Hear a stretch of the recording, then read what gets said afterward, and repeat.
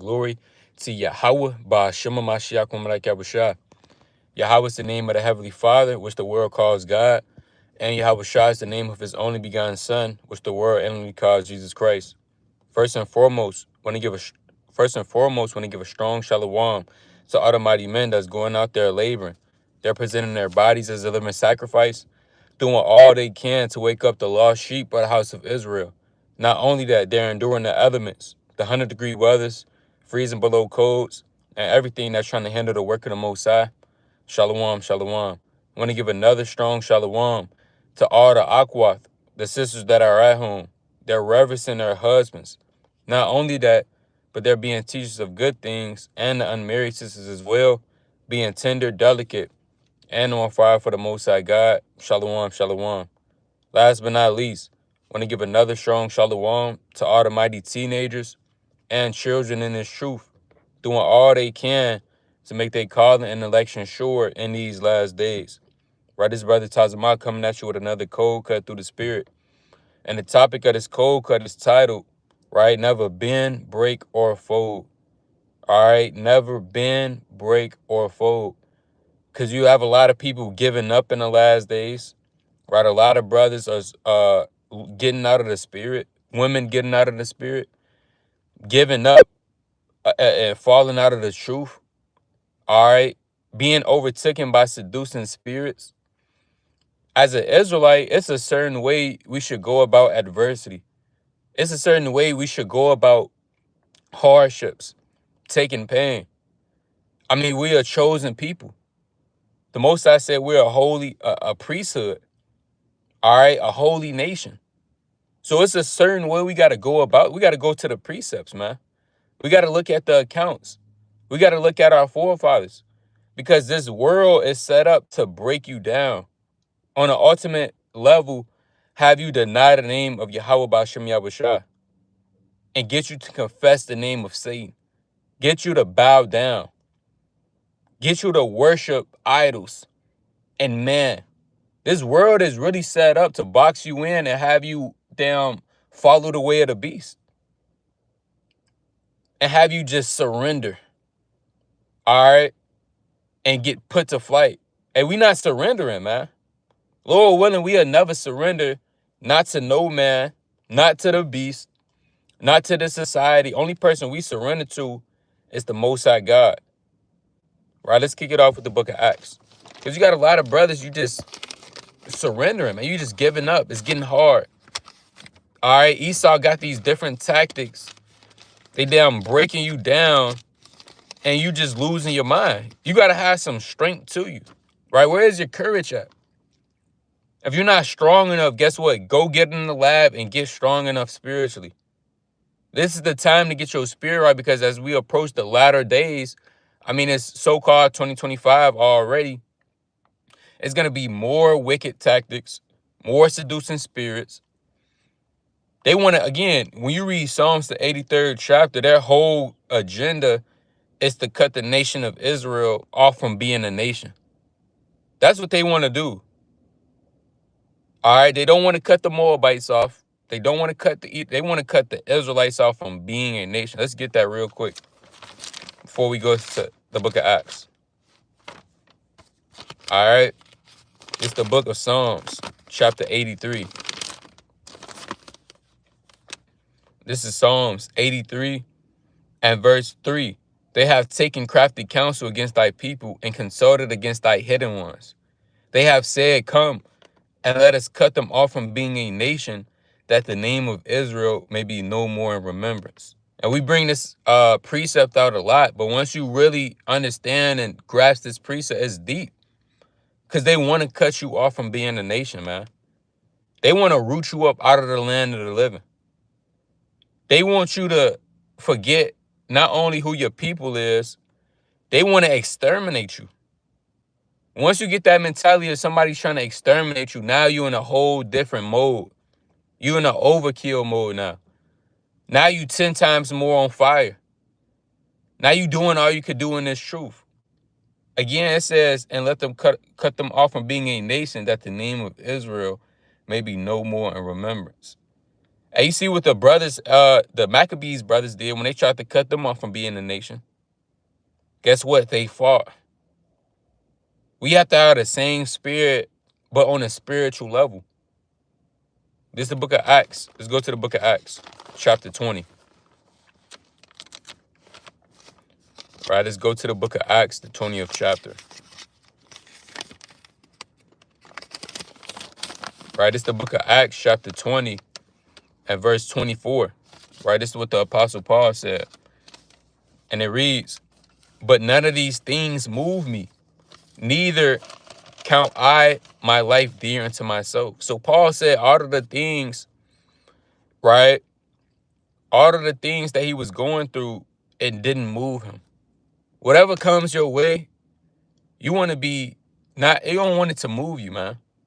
Whether a situation arises with a loved one, something happens at your job, a demon is trying to attack you, Esau's trying to cut you off, get you to go off sin, tempt you. You don't want to let that move you, because once you letting it start moving you, now that's whatever it is that's moving you, it's finna start controlling your life. Now that has more power over you than you have power over your own spirit, over your own self. So Paul said, "But none of these things move me." Hey, they was trying to kill Paul. They stoned Paul. They didn't want him teaching the name of the Lord. He said, "None of these things move me." As an Israelite, we can't let anything move us in the spirit, man. And that's why developing your mentality is very important, because your mind is what keeps you stable. You need a healthy mind, man. If your mind is not healthy and working properly and functioning correctly, you're going to be all over the place. And once you're all over the place, you're going to be doing the most unthinkable, man. All right? What they say, you're going to be crashing out. You're going to be, the spirits is going to rule over. You're going to be doing God knows what. And all hell, your life is going to go downhill. It says, "But none of these things move me, neither count I my life dear unto myself, so that I might finish my course with joy and the ministry which I have received of the Lord, to testify of the gospel of the grace of God." So Paul said, I can't let none of this stuff move me, because if it does move me, I'm not even going to be able to finish my course. And that's deep when you think about it. Because if you let this stuff break you down, if you end up selling out, folding under pressure, you're not going to be able to finish your course. That's the whole reason why you was even in this truth, right? To finish the course, to get to the kingdom. So one day in the second wilderness, see Yahweh, man. Why you bewailing all of your sins? To one day get beamed up out of America. But guess what? You let these things move you.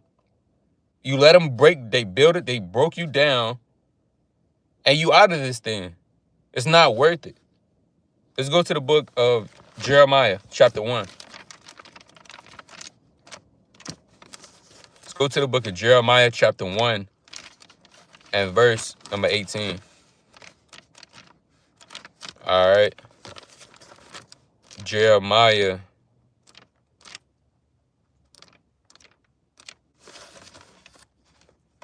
chapter 1 and verse number 18. It says, "For behold, I have made thee this day a defense city, and an iron pillar, and brazen walls against the whole land, against the kings of Judah, against the princes thereof, against the priests thereof, and against the people of the land. And they shall fight against thee, but they shall not prevail against thee, for I am with thee, saith the Lord, to deliver thee." So the Lord made Jeremiah a defense city, meaning whatever came up against Jeremiah, it wasn't going to prevail. It was strong. He was like a strong tower, a fortress. And the Lord made us like into that. That the whole people of the land, your bosses, your old friends, co-workers, they're going to try to come up against you, man. They're going to try to tempt you with the Happy New Year's. Here, take this gift right here. With that, you sure you don't want to go out for a drink? You sure you don't want to do this? All right, your boss damn give you a damn impossible, the most impossible task ever. All right, and he only put that on you. Guess what? All of these things that's gonna try to come against you, you gotta have. Guess what? It's not gonna prevail against me. Because the moment you get in your head that I'm not strong enough, I can't do this, you already failed. If a spirit is trying to come up against you, you got to have a mentality that, guess what? It's not going to prevail. The Lord made me a defense city, like Jeremiah in Jeremiah 1:18. I'm going to read that again. It says, against the whole land, against the kings of Judah, against the princes thereof. And that just lets you know it could be your own people, man. It could be your own people that's trying to come against you.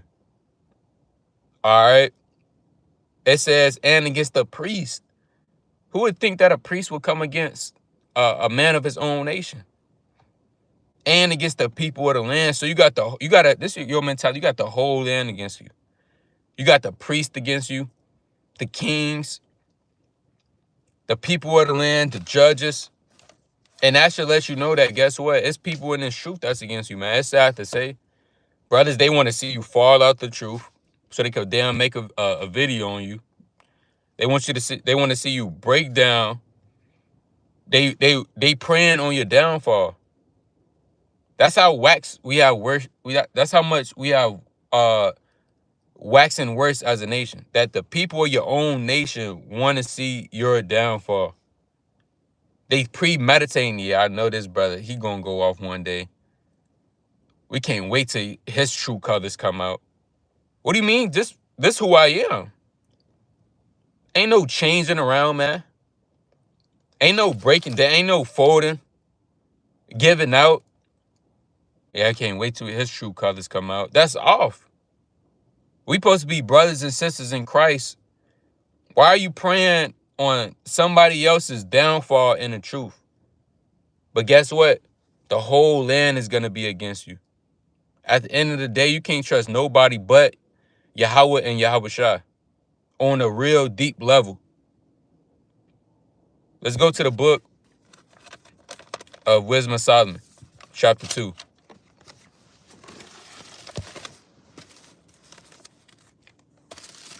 Right? Let's go to the book of Wisdom of Solomon, chapter 2, and verse number 5. Right? It's Wisdom of Solomon 2 and 5. For our time is a very shadow that passeth away, and after our end there is no returning, for it is fast scaled, so that no man cometh again. So the wicked, they know that their time is short. Just like it say in the book of Revelation. Satan have little but a short time. So he has to make war with the people that's keeping the commandments. Because he knows he has little but a short time. And that's what they're doing right now. That's why these big agendas of sin is being promoted on the earth. The Lord is sending these spirits of reprobateness on the earth. It's a lot going on in these last days, man. But because the wicked know they have little but a short time. It says, verse 6, come on, therefore, let us enjoy the good things that are present, and let us speedily use the creatures like as youth. It says, let us fill ourselves with costly wine and ointments, and let no flower of the spring pass by us. Let us crown ourselves with rosebuds before they be withered. Let none of us go without his part of our righteousness, unrighteousness. It says, let us leave tokens of our joyfulness in every place, for this is our portion. And our lot is this. Let us oppress the poor righteous man. Let us not spare the widow, nor reverence the ancient gray hairs of the age. And that's where you get that saying, the poor gets poorer and the rich get richer. It says, let our strength be the law of justice, for that which is feeble is found to be nothing worth. Let us lighten and wait for the righteous. So guess what? Their job is to lie in wait for the righteous. Their job is to lie in wait for brothers like you, man. That's their job, literally. That's Satan's job and the wicked of this world. Their job is to lie in wait for sisters like you. Yeah, you might be doing your own thing, doing your righteousness, minding your own business, living peaceful. But guess what?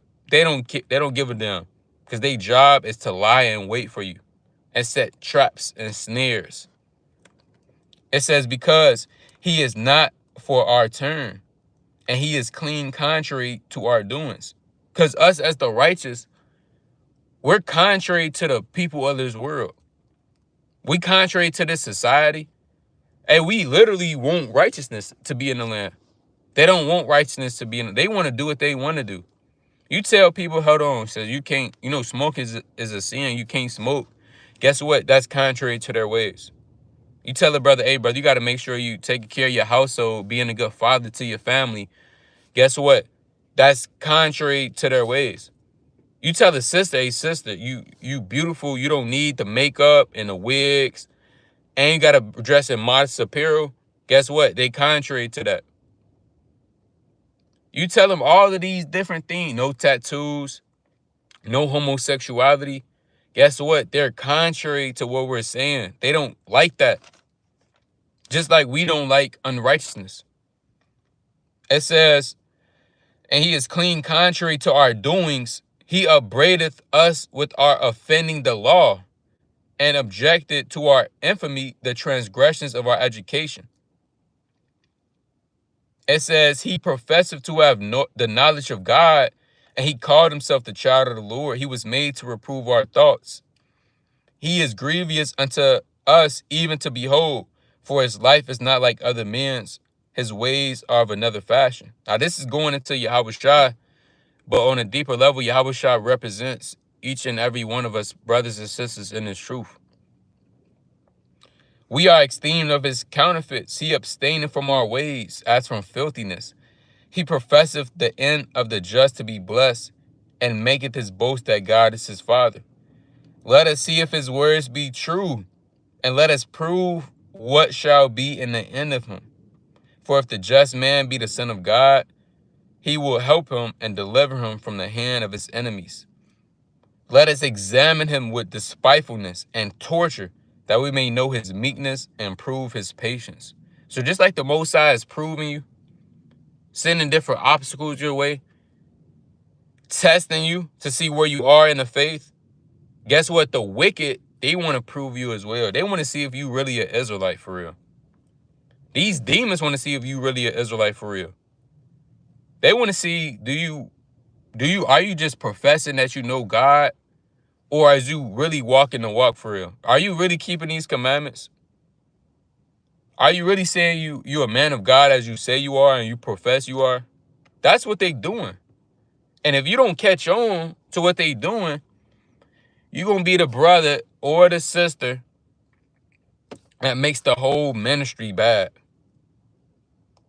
Because you wasn't spiritual enough to identify. And it's scary, man. It's no joke. Because all it takes is one time. You can have literally 7 years of righteousness, and you have 1 day of unrighteousness, and that get exposed. Your whole name is blotted out. They want to prove, again, they want to break you down. They want you to fold under pressure. They want to cut you off from being a nation. They don't want you to get the kingdom of heaven. We're just going to call it how it is. They don't want to see you get the kingdom. They want you to fall out. The odds is stacked. But you got to be a brother that go against the odds.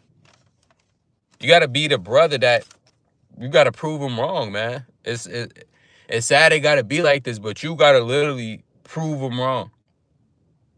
And on a deeper level, and when you think about it, hey, guess what? Hey, the Lord, he's the only one that could really break you down for real.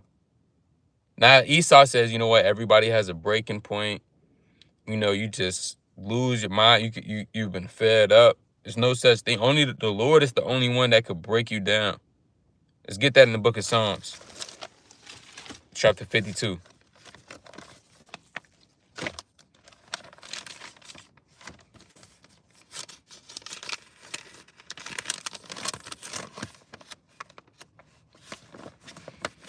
Right, it's the book of Psalms, chapter 52, and verse number 5. It says, God shall likewise destroy thee forever. He shall take thee away and pluck thee out of thy dwelling place and root thee out of the land of the living. The righteous also shall see and fear and shall laugh at him. So guess what? The Lord is really the only one that can root you out. Man, when you get to your head that man can't do these things, you start to be aware and have that confidence that man is really nothing. The Lord is the only one that can destroy you, pluck you up, break you down, build you up. Man can't do any of these things, so who really has the power? Man or God? Right? And on a deeper level, you have certain men that would never fold.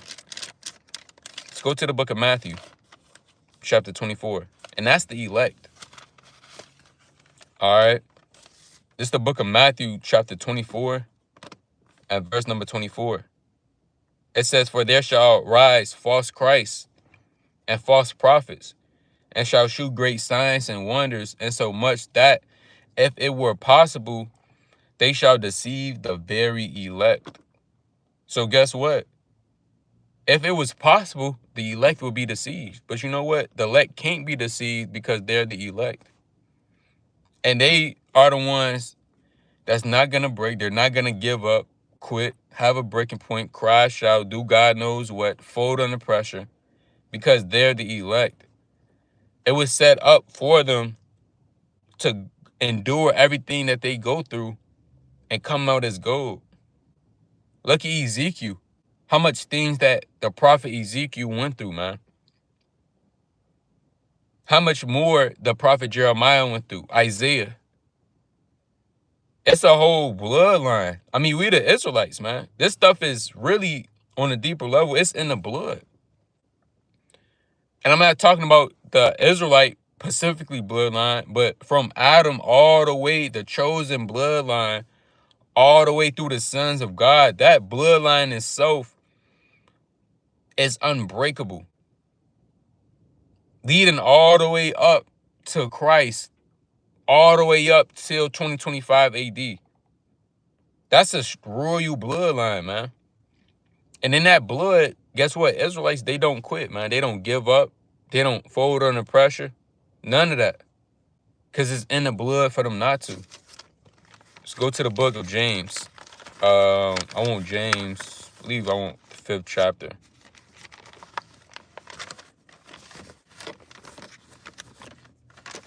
Let's go to the book of James, chapter 5.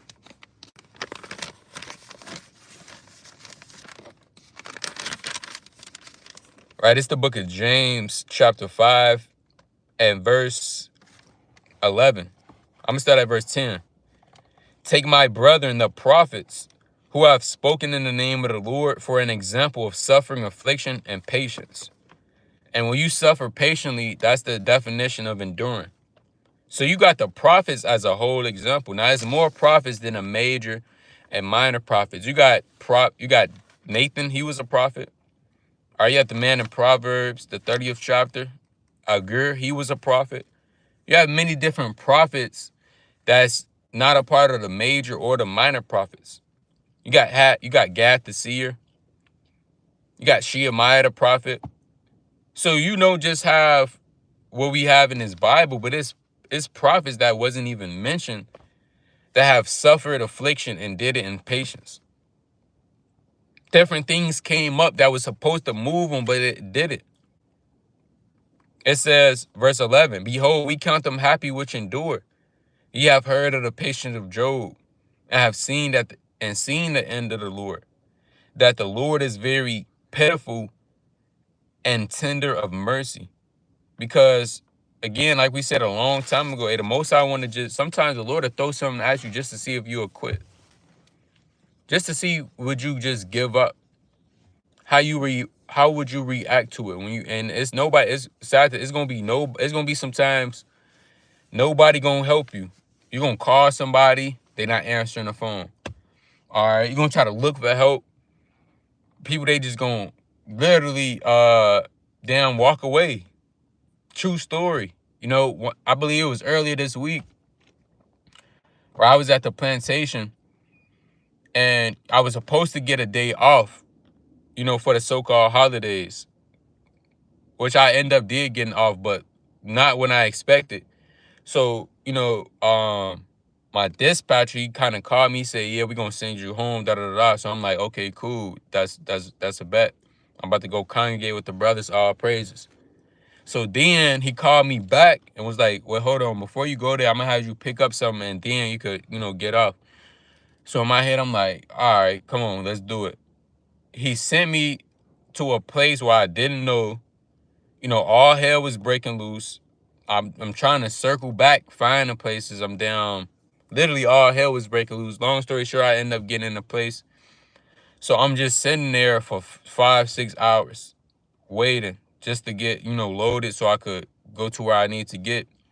And when I was getting loaded, after those 6 hours of waiting, you know, they gave me a load. They were supposed to help you with it, but they didn't help you with it.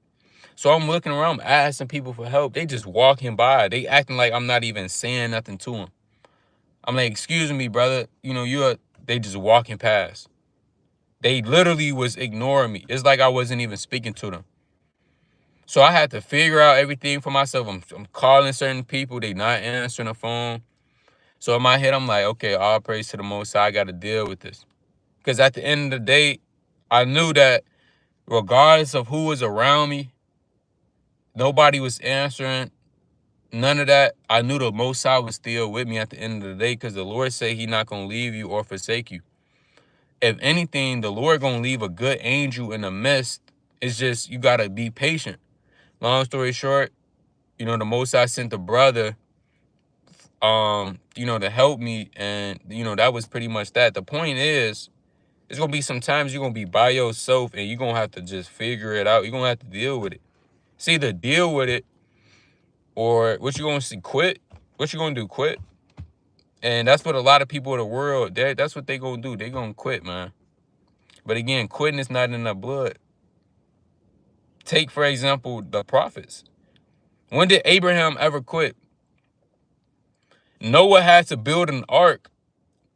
I don't think we understand the severity of that. It don't say how, and I'm guaranteed that ark that he built, it took years to build. That wasn't 2 weeks and the ark was built. All right, you watch the movie, they say, yeah, giants help, so that kind of speak. No, Noah had to build the ark. People were scoffing up against him, saying it wasn't going to rain. He had to deal with all of that for years, and he didn't fold. So you have many Isaac, like we said, Abraham, Jacob, Mordecai. Let's get that in the book of Esther.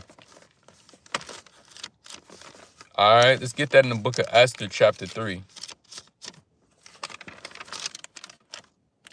Right? Like the brother said, quitting is not an option. Yeah, man, we can't quit. There's no surrendering. There's no I surrender. Yeah, I got just surrender. All right, God forbid a brother say that, man. Yeah, I just surrender. It's the book of Esther, chapter 3.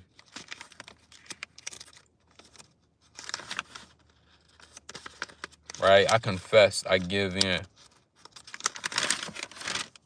All right. It's the book of Esther, chapter 3, and verse number 1. It says, after these things, did King Ahasuerus promote Haman, the son of Hammedatha, the Agagite, and advanced him, and set his seat above all princes that were with him.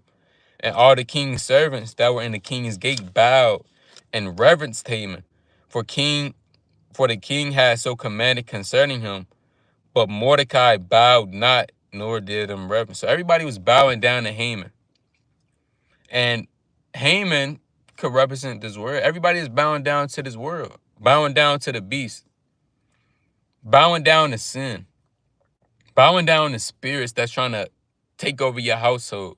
and get you and your wife to separate. Spirits that's trying to creep in into the brotherhood and have y'all all divided and confused. That's what these spirits are trying to do. They want you to bow down. Hey, Mordecai didn't bow down, man. Why? Because he was an Israelite from the tribe of Benjamin. That's why. And the Most High put it in his spirit not to bow down.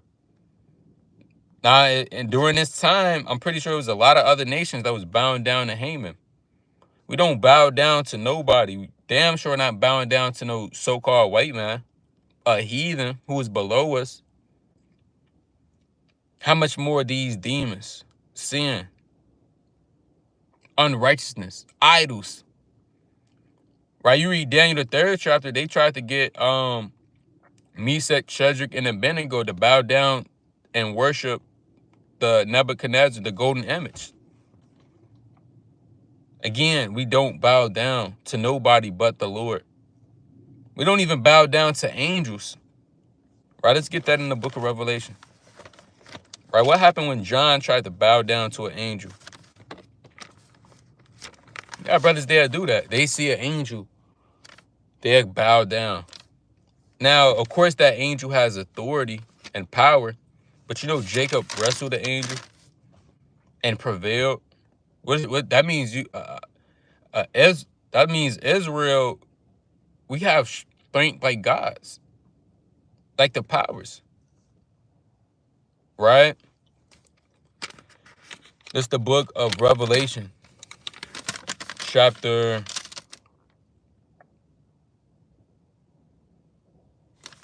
22 and verse 8. It says, "And I, John, saw these things and heard them. And when I heard and seen, I fell down to worship before the feet of the angel which showed me these things." So John was like, man, it's an angel. He just showed me these revelations. I got to bow down to him. So he fell down to worship before the feet of the angel and showed me these things. Then said he unto me, see thou do it not, for I am that fellow servant, and of thy brethren the prophets, and of them which keep the sayings of this book, worship God. So the angel told him straight up, hey, don't bow down to me. You better bow down to the Most High God. If an angel is telling him that, how much more you bow down to these demons and to this word? Because if you bow down, like we just read in Jeremiah 1:18, we're a defense city, like Jeremiah. But if you don't have rule over your spirit, guess what? You're like a city that's broken down with no walls. So get that in Proverbs 25 and 28. Right? It's the book of Proverbs 25 and 28. It says, he that hath no rule over his spirit is like a city that is broken down without walls. You don't want to be like that city that's broken down without walls. Every spirit is, just kind of coming through you. They having their way with you. They overtaking you. You gotta understand that these are spirits. No matter how good it feels to the flesh, these are spirits that's trying to cut you off from everlasting life. That's trying to cut you off from being a nation. That's trying to cause you to go extinct. That's trying to get you a bad name, ruin your reputation, all of that. You can't get attacked. You got to cut it off, man. That's what the Lord said in Matthew the 5th chapter, right? On a deeper level, they tried to get Yahushua to break down. And the Lord said the servant is not greater than his master. Let's go to the book of Luke, chapter 6.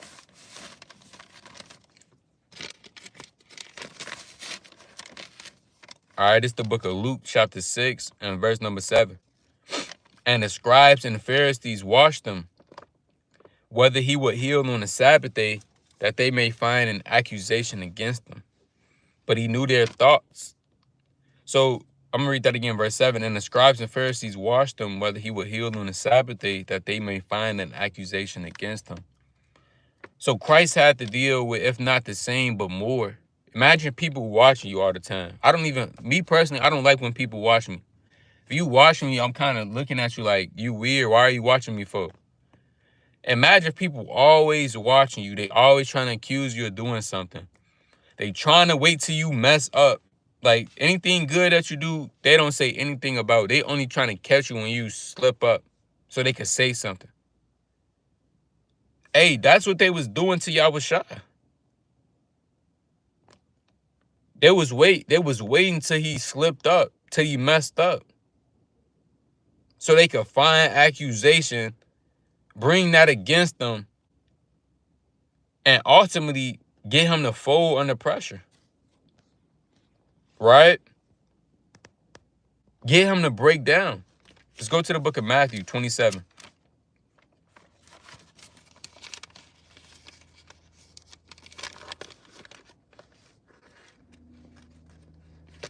Right, let's go to the book of Matthew chapter 27 and verse number 38. Matthew 27 and 38. It says, then were there two thieves crucified with him, one on the right hand and another on the left. And they passed by, reviled him, wagging their heads. So again, all of these things we just read in Wisdom of Solomon. It might seem like these people is against you, but really they trying to see if you will break. All right. You know, I had somebody told me that, like, yeah, you know, we did this to you on the job just to see if they'll do that to you on the job. Make you do the impossible, but they just want to see your breaking point. They want to see if you was, you know, if you a break or not. That's their job. It says, and they passed by, reviled him, wagging their heads, and saying, thou that destroyest the temple, and buildest it up in 3 days, save thyself, if thou be the Son of God, come down from the cross. Likewise also the chief priest, mocking him with the scribes and elders, said, he saved others, himself he cannot save.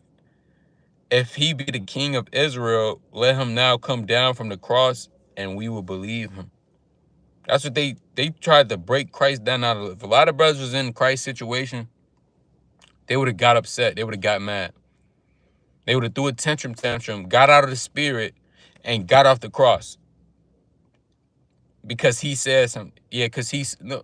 And then the Most High gonna ask, hold on, why did you get off the cross? You supposed to stay on the cross until your death. A lot of brothers gonna say, well, he made me mad. He said this to me, so I had to get off the cross to go say something to him. Brother, you know how foolish that would sound? You got to look at the bigger picture. Who gives a damn what they say? People gonna talk anyway. That's just, man. Christ still, guess what? He stayed on the cross. They spit on him, crowns of thorns. Let me jump down to verse 54. It says, now when the centurion and they that were with him watching Jesus saw that the earthquake and those things that were done, they feared greatly, saying, truly, this was the Son of God. So at the end, when Christ endured everything, when he didn't fold, when he didn't bend, when he didn't break, they said, dang, truly, this is the Son of God. Now, if Christ would have went outside of what he did and folded under pressure, he wouldn't have been considered the Son of God. But once he finished his course, then people was like, you know what? Now, this was the Son of God. And that's what you got to do, man. You got to prove them wrong. You got to show to the Most High why you got to really prove to the Most High why he chose you to be a soldier in this truth on all levels. Once you do that, boom, guess what? You have now finished your course. And since it's the last day of the Feast of Dedication, let's get the account in 2 Maccabees. Let's go to the book of 2 Maccabees, chapter 6.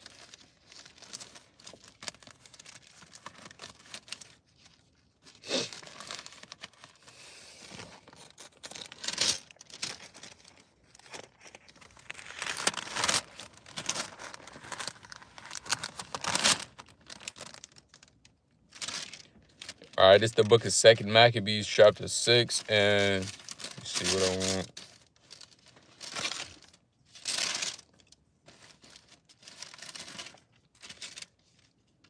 Second Maccabees 6, in verse 18. It says, Eleazar, one of the principal scribes, an aged man of a well-favored countenance, was constrained to open his mouth and to eat swine's flesh.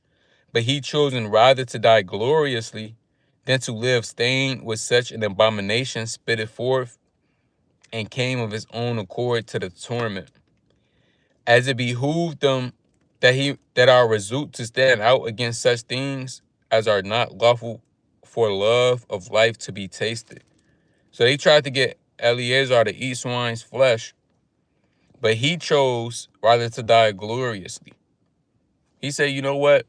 No, I'm not doing this. It's against the law. Why would I do this? Did Eleazar know that they was trying to get this man to do it because if he did it, everybody else was going to see that this is a chief scribe, and the people look at him in high regard, they was going to follow what he was going to do. Did Eleazar know that himself? I'm pretty sure he didn't know that. Did he know that this was really a tactic to get him to fold under pressure and break? I'm pretty sure he didn't know that. But guess what? He held still to his integrity. Jumping down to verse number 24. For it becometh not our age, said he, in any wise to dissemble, whereby many young persons might think that Eleazar, being 80 years old and 10, were now going to a strange religion. And so through my hypocrisy and desire to live a little time and a moment longer should be deceived by me, and I should get a stain to mine old age and make it abominable. And that's what you got to do. When you be put in these different situations, a lot of people, they going to say it's weird, but you got to talk to yourself. You have to talk to yourself, whether you spitting out precepts, right? You kind of talk to yourself like, nah, I can't do this. The Lord said this. There's nothing wrong with talking to yourself, man. You have to. Because if you don't, and you just sit there, Satan is going to continuously play on your mind, put tricks and booby traps all in it, and you're going to be ensnared. So he's saying to himself, and so they, through mind hypocrisy and desire to live a little time and a moment longer, should be deceived by me, and I get a stain to my old age and make it abominable. For though for the present time I should be delivered from the punishment of men, yet should I not escape the hand of the Almighty, neither alive or dead. Wherefore now manfully changing this life, I will shew myself such as one as mine age requireth, and leave a notable example to such as be young to die willingly and courageously for the honorable and holy laws. And we had said these words, immediately he went to the torment, they that led him changing the good will which they bear a little before into hatred, because the force spreads proceed as they thought from a desperate mind. But when he was ready to die with stripes, he groaned and said, it is manifest unto the Lord that have the holy knowledge, that whereas I might have been delivered from death, I now endure sore pains in my body by being beaten, but in soul am well content to suffer these things, because I fear God. It's like it says, because I fear him. And thus this man died, leaving his death for an example of a notable courage and a memorial of virtue, not only to young men, but unto all his nation. So Eleazar, he endured all of those sore pains in his body and was content to suffer it because in the spirit, he feared the Most High God. Quitting wasn't an option. Selling out wasn't an option in that situation. So with all of these different accounts, you have to understand the world is against you. There's going to be time nobody's going to help you. You're going to be by yourself. The wicked of the world, they want you to break. They send these crafty counsels up against you. These demons are up against you. What are you going to do? Again, quitting is not an option. You're going to have to endure. This not just for this moment. This is going to carry you for the rest of your life. Problems are never going to stop. You're going to have a lifetime full of problems. You must adapt. Do all you could do. Be in his word and these precepts and these scriptures, praying, fasting, doing all you could do to magnify Yahweh B'Shem Yahushua. Right? But with that, I want to give all honor and glory to Yahweh B'Shem Yahushua. Lord willing, this video was edifying. Lord willing, brothers and sisters had a mighty feast of dedication, kept it in remembrance of our forefathers and the cleansing of the temple, and remaining to be diligent and steadfast in these last days. Right? But with that, I want to say shalom.